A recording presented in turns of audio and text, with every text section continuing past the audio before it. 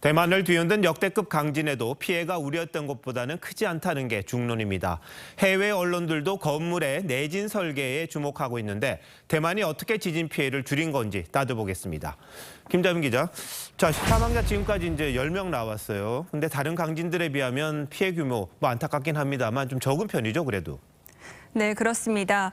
아직 구조 작업이 진행 중이라 속단하긴 이르지만 역대 강진들과 비교하면 사상자가 적은 편입니다.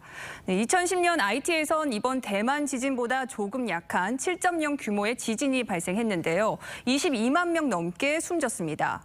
지난해 튀르키예에선 7.8 규모 지진으로 2만 명 넘는 사망자가 나왔습니다. 이 진앙지가 내륙인지 해역인지 또 발생 시각이 새벽인지 낮 시간인지에 따라서도 피해 규모가 달라지기 때문에요. 이 단순 비교는 어렵지만 지진의 규모만 놓고 비교하면 이번 대만 지진은 기적이라고 볼 수 있을 만큼 피해 규모가 작습니다. 그만큼 대만이 지진에 잘 대비했다 이런 뜻도 되겠죠?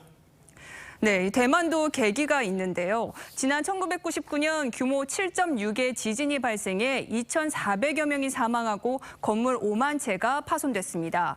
대만은 이후 석 달 만에 건축법을 개정했는데요. 내진 설계를 더욱 강화했고 특히 초중고등학교에는 복도에도 기둥을 설치해 구조를 보강했습니다. 이 내진 설계가 힘든 건축물은 완충시설을 추가하게 했습니다. 완충시설을 만든 게 대만의 101층 빌딩인 타이베이 원호원입니다. 네, 지금 이 사진이거든요. 이 사진을 보면은 건물 가운데 노랗게 이렇게 추가 있더라고요. 이게 어떻게 진을 막아주는 겁니까? 네, 이 노란색 강철공의 이름은 댐퍼보입니다.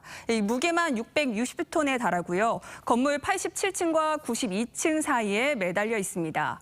지진처럼 외부 힘에 의해 건물이 움직일 때 그 방향과 반대로 흔들려서 건물 전체의 균형을 맞추는 역할을 합니다. 건물의 움직임을 최대 40%까지 줄여줄 수 있습니다. 올 초 일본 노토 대지진 때 보면 건물들이 폭삭 주저앉았잖아요. 근데 대만 지진은 보면 기울어진 게 많더라고요. 이거는 어떻게 그렇게 된 겁니까? 네, 이 사진으로 비교해봐도 건물의 파손 정도가 차이가 나죠. 하지만 기울어진 채 버티고 있는 대만의 건물 역시 내진 설계는 제대로 되어 있지 않은 겁니다. 건물이 쓰러지기 전 사진을 보면 1층이 열려 있는 구조인데요. 이 벽과 기둥이 적어서 내진성이 떨어집니다.